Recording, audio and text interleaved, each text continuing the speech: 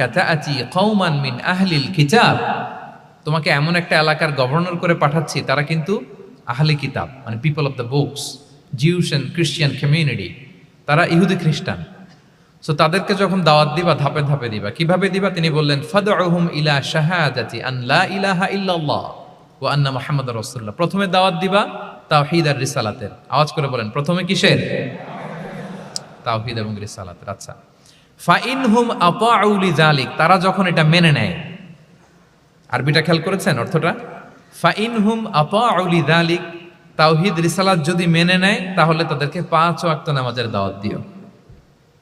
আচ্ছা, 5 ওয়াক্ত নামাজে যখন তারা অভ্যস্ত হয়ে যায়, ফাইনহুম আতাউ লিযালিক, যখন তারা এটাও মেনে নেয় তখন তাদেরকে যাকাতের আদেশ করো।